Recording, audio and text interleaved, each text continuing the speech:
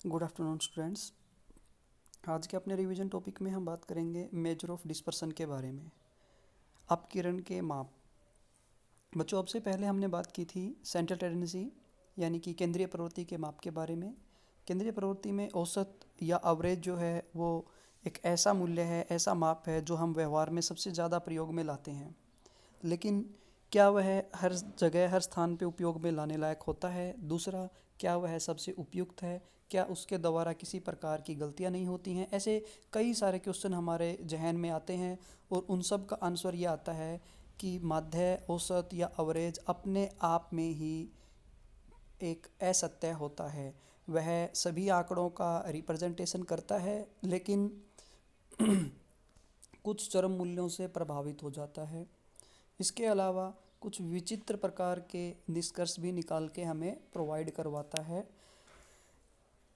इसके अलावा मूल्यों में जितने भी मूल्य हमें दिए गए हैं उन सब का वह मूल्य जो रिप्रेजेंट कर रहा है वह सही प्रतिनिधित्व भी नहीं कर पाता है। कई बार ऐसी वास्तविकता को वह छिपा लेता है, ओवरलैप कर लेता है, जो व्यवहार में सही में देखने को हमें मिलनी चाहिए थी। वो इस प्रकार की समस्याएं सामने आनी चाहिए थी, लेकिन एक अकेला औसत है वो उसको छुपा लेता है और इससे हमें कई प्रकार के विचित्र या भयानक निष्कर्ष हैं उनका सामना करना पड़ता है। तो माध्य मूल्य में आने वाली खामी या माध्य मूल्य के द्वारा छुपाई जाने वाली वास्तविकताओं को समझने और पहचानने के लिए ही हम अपकिरण के माप का सहारा लेते हैं। अपकिरण का माप जो है वह माध्य में किए गए जो विस्तार या छिपाने की जो प्रवृत्ति है उसको हमारे सामने आसानी से दृष्टिगत कर सकता है। यहाँ हम बात करते हैं, जैसे देखिए एक एग्जाम्पल दे रखा है, किसी देश की प्रति व्यक्ति आय एक औसत होती है, ठीक है, जो कि राष्ट्रीय आय को वहाँ की जनसंख्या से भाग देकर ज्ञात की जाती है। परंतु प्रति व्यक्ति आय से देश के आर्थिक स्तर का तो पता चलता है, लेकिन इससे यह पता नहीं चलता कि यह औसत कितने लोगों की आय का सही प्रतिनिधित्व कर रहा है या अमीरी और गरीबी के बीच अंतर क्या है, या धन का वितरण समान है या असमान है। इस प्रकार से अगर हम देखें तो ऐसे कई सारे क्वेश्चन हैं जिनका औसत है वो सही तरीके से आंसर हमें नहीं दे पाता है। इन सब को जानने के लिए हम अपकिरण का इस्तेमाल करते हैं। अपकिरण के बारे में बताया गया है डॉक्टर बावले के अकॉर्डिंग, अपकिरण मदों के विचलन का माप है। अपकिरण क्या है? मदों के विचलन का माप। और विचलन किससे लिए जाते हैं? औसत से लिए जाते हैं। तो औसत से लिए गए विचलनों का माप भी हम कह सकते हैं। कॉर्नर के अकॉर्डिंग है, व्यक्तिगत मदों में भिन्नता की मात्रा के माप को ही अपकिरण कहा गया है। इंडिविजुअल जो डाटा हैं उनमें डिफरेंस जो पाए जाते हैं उनकी मात्रा के माप को ही अपकिरण कहते हैं। अपकिरण के कई सारे माप हो सकते हैं, जिनमें प्रेशर यानी range, quartile deviation, mean deviation, मानक विचलन यानी कि standard deviation, relative dispersion, Lorentz curve और लोकेशन क्वोशेंट, ये डिफरेंट डिफरेंट टाइप के अपकिरण के मेजरमेंट हैं। हम इनमें सबसे पहले आज बात करते हैं रेंज के बारे में। रेंज क्या है और इसे कैसे आइडेंटिफाई किया जाता है? अपकिरण का सबसे सरल और बड़े आसानी के साथ ज्ञात किया जाने वाला माप है रेंज। किसी श्रेणी या श्रृंखला के अधिकतम व न्यूनतम मूल्यों के अंतर को प्रेशर कहा जाता है। अगर हम बात करें रेंज की, तो रेंज क्या है? हाईएस्ट और लोवेस्ट वैल्यू के बीच जो डिफरेंस पाया जाता है उसको कहा जाता है।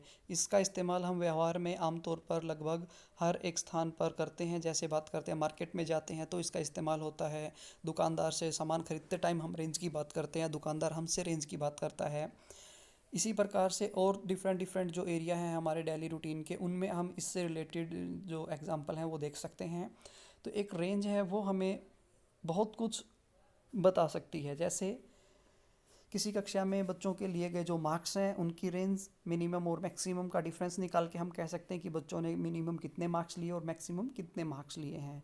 लेकिन अगर हम एवरेज निकाल लेते तो एवरेज केवल एक वैल्यू होती। जैसे 100 मार्क्स में से हमने एवरेज निकाला कि एवरेज 50% जो मार्क्स हैं वो बच्चों ने प्राप्त किए हैं। अब उस 50% ने 30% को भी कवर कर दिया और 70% को भी कवर कर दिया। लेकिन अगर हम रेंज निकाल लें उनका तो हमें पता लगेगा कि कम से कम परसेंटेज लेने वाले बच्चे हैं जो 30% तक आए हैं और मैक्सिमम जो है 80% या उससे भी ऊपर का है। तो इस प्रकार से हमें क्लास में सुपीरियर और सबसे जो कमज़ोर बच्चे हैं उनका आकलन आसानी से करने के लिए एक सुझाव प्राप्त हो सकता है। तो ये हम ऐसे रेंज फाइंड आउट कर सकते हैं। रेंज हाईएस्ट वैल्यू और लोवेस्ट वैल्यू के बीच के अंतर को हम कह सकते हैं। इसकी कुछ मेरिट और डीमेरिट हैं। देखिए मेरिट क्या है इसकी कि रेंज ज्ञात करने व समझने में कि यह विधि बहुत ही आसान है, यानी कि रेंज जो ज्ञात करना है हमें, इसको ज्ञात करना और समझना बड़ा आसान होता है। इस विधि के द्वारा आंकड़ों को एक स्थूल रूप दिया जाता है, यानी कि जो डाटा होता है वो हमारे सामने एक व्यवहारिक रूप में प्राप्त हो जाता है। दोष क्या है, सभी मूल्यों पर आधारित नहीं होती है, केवल बड़ा और छोटा मूल्य ही इसके लिए उपयोग में लाए जाते हैं, सभी मूल्यों का कोई रोल नहीं होता है। सीमांत मूल्यों द्वारा अत्यधिक प्रभावित होता है, जो एक्सट्रीम वैल्यू है वो इसको इफेक्ट करेंगी।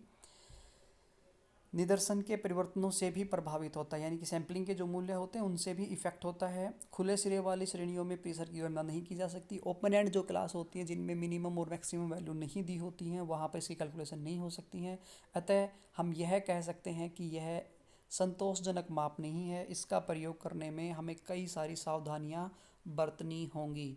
इसीलिए रेंज जो सबसे सरल है, आसान है, लेकिन उत्तम प्रकार का अपकिरण माप नहीं है। देन हम बात करते हैं सेकंड अपकिरण माप के बारे में, जिसका नाम है चतुर्थक विचलन, क्वार्टाइल डेविएशन।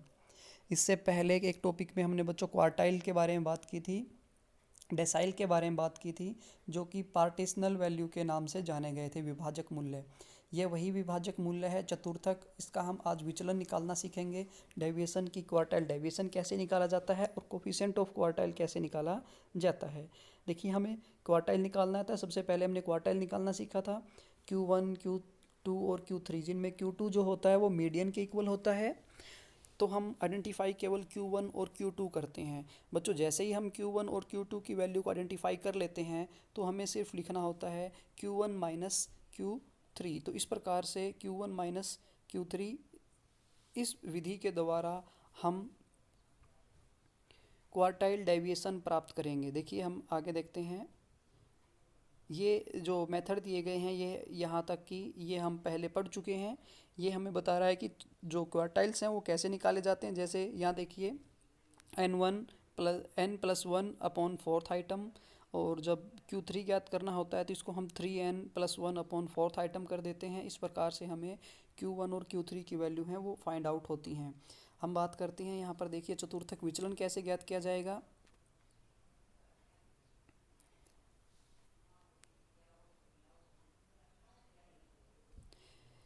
ऊपरी चतुर्थक यानी Q3 और निम्न चतुर्थक लोअर क्वार्टाइल Q1, इन दोनों के अंतर को इनके हाफ पार्ट से डिवाइड कर दिया जाता है। इसे अंत आंतरिक चतुर्थक प्रीसर, सेमी इंटरक्वार्टाइल अथवा चतुर्थक विचलन कहा जाता है। इसको हम इस फॉर्मूले के द्वारा आइडेंटिफाई करते हैं। Q यानी कि क्वार्टाइल डेविएशन, इसको QD बोला जाता है बच्चों, क्वार्टाइल डेविएशन।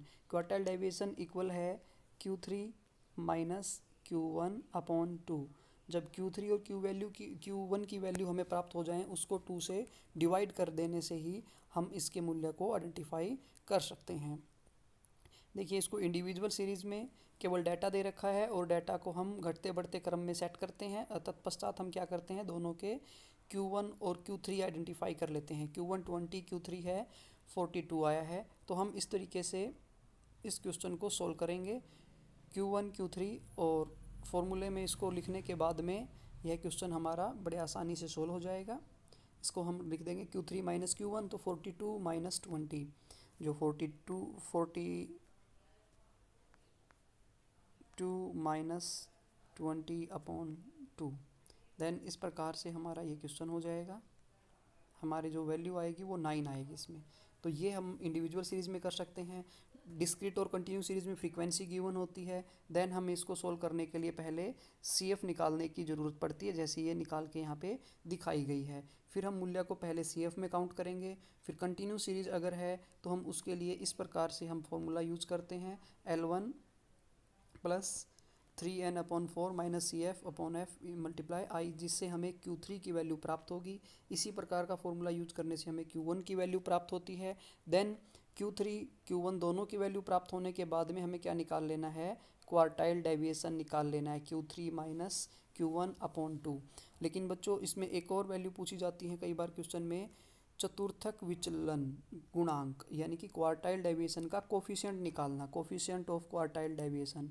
इसमें हमें क्या करना होता है, Q3 - Q1 डिवाइड 2 की बजाय हमें क्या करना है, Q3 + Q1 कर देना है।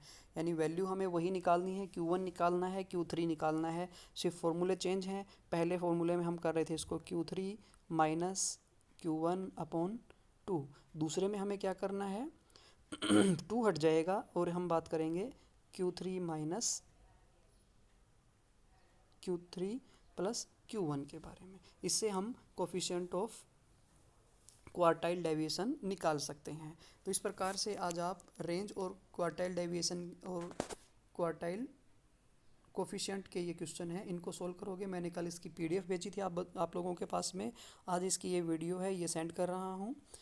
इससे रिलेटेड कोई और आपका डाउट हो किसी प्रकार का तो आप मैसेज में लिखें, कमेंट में लिखें, और इसकी जितनी एक्सरसाइज हैं आगे वो सभी सोल्व करें। कल के टॉपिक में हम बात करेंगे मीन डेविएशन के बारे में, mean deviation from mean and mean deviation from median. Thank you so much.